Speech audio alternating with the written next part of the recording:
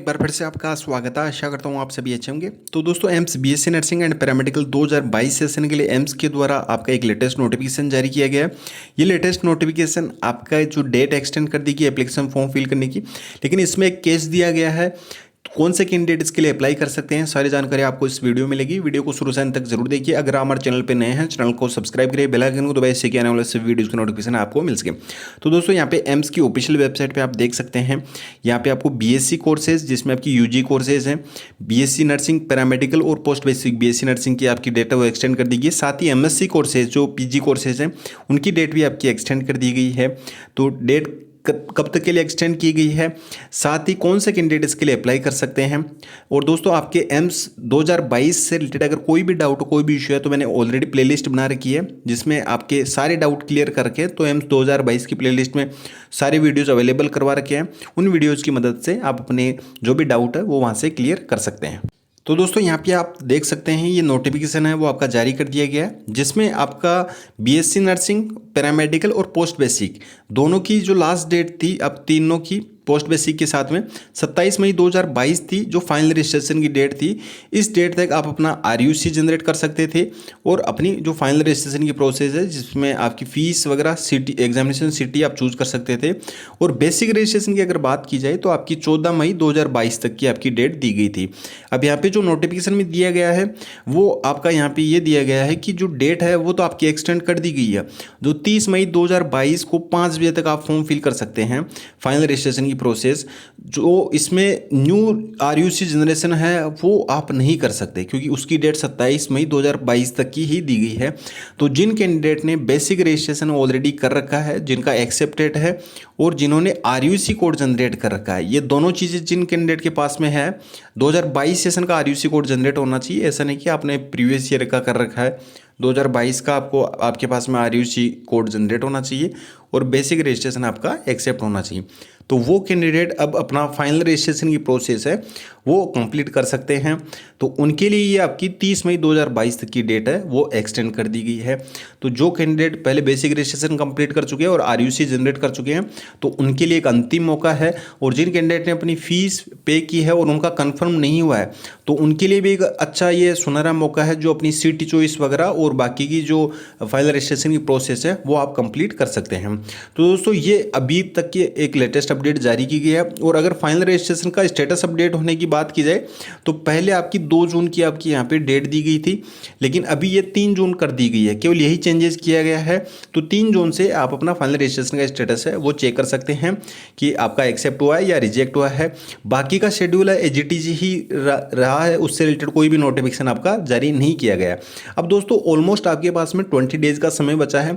इस 20 डेज में आप अपना सिलेक्शन सुनिश्चित कर सकते हैं, लेकिन उसके लिए आपको सही स्ट्रेटजी फॉलो करनी होगी और स्मार्टनेस के साथ भी स्टडी करनी होगी, तो ही अपना सिलेक्शन है वो आप सुनिश्चित कर पाएंगे। तो दोस्तों इसके लिए स्ट्रेटजी आपकी होनी चाहिए कि आप चैप्टर वाइज ऑब्जेक्टिव क्वेश्चंस पे फोकस करें और साथ ही मॉक टेस्ट पेपर। अब ऑब्जेक्टिव और मॉक टेस्ट पेपर को अगर आपने अच्छे से फॉलो कर लिया दोस्तों इन 2 चीज़ों को, तो भी आप 20 डेज में अपना बीएससी नर्सिंग के लिए या पैरामेडिकल के विभिन्न इंस्टीट्यूट में अपना सिलेक्शन है वो सुनिश्चित कर सकते हैं। स्टडी सभी स्टूडेंट करते हैं, ऐसा कोई भी स्टूडेंट नहीं है जिसने स्टडी नहीं की होगी, और सभी ट्राई करते हैं कि अपना सिलेबस कवर हो सके। लेकिन सिलेक्शन केवल स्मार्टनेस के साथ में और लास्ट टाइम में जो स्ट्रेटजी अपनाते हैं वही अपना सिलेक्शन है वो कंफर्म कर पाते हैं। तो दोस्तों मैंने आपको एम्स बीएससी नर्सिंग और पैरामेडिकल दोनों का जो सिलेबस है फिजिक्स, केमिस्ट्री और बायोलॉजी का वो बिल्कुल सेम सा है आपका। और जो बीएससी नर्सिंग है उसके लिए 10 मार्क्स का जीके का पोर्शन आता है, तो वो आपको अलग से उसकी प्रिपरेशन करनी होती है। बाकी आपका पैरामेडिकल और फिजिक्स, केमिस्ट्री, बायोलॉजी है और वही आपका बीएससी नर्सिंग में है। तो आपकी जो ऑब्जेक्टिव ई बुक है दोस्तों वो प्रोवाइड करवा रखी है, और साथ ही आपको मॉक टेस्ट पेपर है वो भी प्रोवाइड करवा रखे हैं। डिस्क्रिप्शन बॉक्स में लिंक प्रोवाइड करवा रखे हैं आपको, और फर्स्ट कमेंट है वो पिन कर रखा है, उसमें भी आपको सारे लिंक अवेलेबल करवा रखे हैं।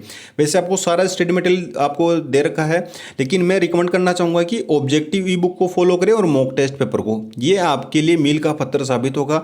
लास्ट ईयर की अगर बात की जाए तो लास्ट ईयर जो हमने स्टडी मटेरियल ऑब्जेक्टिव ई बुक आपको प्रोवाइड की थी और साथ ही मॉक टेस्ट पेपर, इनमें से ही आपको सारे क्वेश्चन देखने को मिले थे। तो जिन्होंने अच्छे से फॉलो किया था वो ऑलरेडी अपना सिलेक्शन है वो एम्स के विभिन्न इंस्टीट्यूट में अपना सुनिश्चित कर चुके हैं। इस बार आपके पास में मौका है, अब आप कौन सी स्ट्रेटजी फॉलो करते हैं, किस तरीके से स्टडी करते हैं, वहाँ पे डिपेंड करता है। इसमें दोस्तों अगर बात की जाए ऑब्जेक्टिव बुक की तो ये 11th और 12th NCERT based complete syllabus cover करती है, फिजिक्स केमिस्ट्री और बायोलॉजी का। इंग्लिश मीडियम कैंडिडेट के लिए सेपरेट लिंक दिया गया है, हिंदी मीडियम कैंडिडेट के लिए भी सेपरेट लिंक दिया गया है। तो जो भी मीडियम के कैंडिडेट हो वो अवेल कर सकते हैं। और mock test paper 10 set paper आपके इंग्लिश मीडियम कैंडिडेट के लिए और 5 सेट पेपर आपके हिंदी मीडियम कैंडिडेट के लिए आपको अवेलेबल करवाया गया है। सभी की बिल्कुल सेम सी प्रोसेस अवेल करने की डिस्क्रिप्शन बॉक्स में लिंक दिया गया है, सिंपली उस पर क्लिक करना है। जैसे क्लिक करेंगे, जैसे इंग्लिश मीडियम कैंडिडेट के लिए ऑब्जेक्टिव ई बुक अवेल करनी है तो इस तरीके से इंटरफेस आएगा। इसमें आपको बाय नाउ पे सिंपली क्लिक कर देना है। जैसे ही बाय नाउ पे क्लिक करेंगे इस तरीके से इंटरफेस देखने को मिलेगा। इसमें अपनी पूरी डिटेल फिल करनी है, जैसे कि अपना नाम फिल करना है, अपनी एक्टिव ईमेल आईडी जिसके आपके पास में पासवर्ड हो, कॉन्टैक्ट डिटेल्स फिल करनी है और नेक्स्ट पे क्लिक कर देना है। जैसे नेक्स्ट पे क्लिक करेंगे पेमेंट के लिए पूछा जाएगा, फोन पे, Paytm, debit card, credit card, net banking, जो भी मोड हो उससे पेमेंट कर सकते हैं। और पेमेंट कन्फर्मेशन के बाद में डाउनलोड फाइल का ऑप्शन आएगा, वहाँ से आप अपनी ई बुक को डाउनलोड कर सकते हैं। अगर वहाँ से नहीं कर पाते हैं, जो ईमेल आईडी या आपने यहाँ पे फिल किया, यहाँ पे भी पेमेंट कन्फर्मेशन के तुरंत बाद लिंक जाता है, वहाँ से भी आप अपनी ई बुक को डाउनलोड कर सकते हैं। इसी तरीके से मॉक टेस्ट पेपर अवेल कर सकते हैं। मॉक टेस्ट पेपर की भी जो फाइल डाउनलोड होगी उसमें सारे मॉक टेस्ट पेपर के लिंक दिए गए हैं।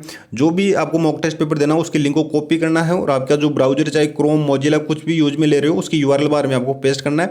आपका मॉक टेस्ट पेपर स्टार्ट हो जाएगा और सारे क्वेश्चंस आपको अटेम्प्ट करने हैं। लास्ट में जो आपके सबमिट पे क्लिक करेंगे तो उसके बाद में आपको करेक्ट और इनकरेक्ट सारे क्वेश्चंस आपको शो हो जाएंगे। तो उस बेसिस पे आप जो पर्टिकुलर जो चैप्टर है उस पर आप अच्छे से फोकस कर सकते हैं कि आपका कौन सा चैप्टर है वो आपका वीक है। और जो मॉक टेस्ट पेपर दिए गए हैं आपका paper pattern as it is वही रहने वाला है और आपको ये काफ़ी सारे क्वेश्चंस आपको मॉक टेस्ट पेपर में भी से भी देखने को मिलेंगे, बस वैल्यू चेंज हो सकती है और लगभग आपके एज इट इज क्वेश्चंस है वो उनमें से देखने को मिलेंगे। और ऑब्जेक्टिव बुक उसमें भी कोई भी डाउट हो, कोई भी इशू कमेंट बॉक्स में पूछ सकते हैं। इंस्टाग्राम फॉलो करके वहाँ से भी जानकारी ले सकते हैं और मेरे जो पर्सनल टेलीग्राम आईडी है वहाँ पे भी मैसेज करके जानकारी ले सकते हैं। दोस्तों टेलीग्राम आईडी मेरी पर्सनल की बात की जाए तो दोस्तों @SC0007 इस पर मैसेज करके भी जानकारी ले सकते हैं जिनके पास में इंस्टाग्राम नहीं है।